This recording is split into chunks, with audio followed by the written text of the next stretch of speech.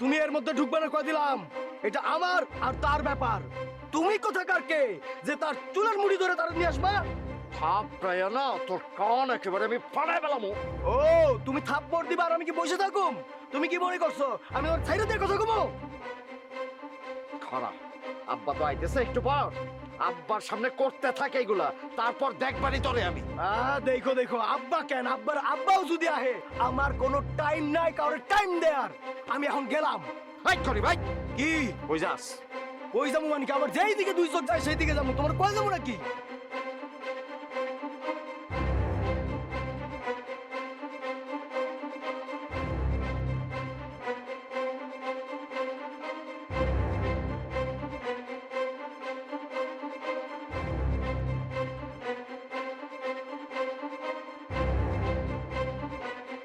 তো গেছে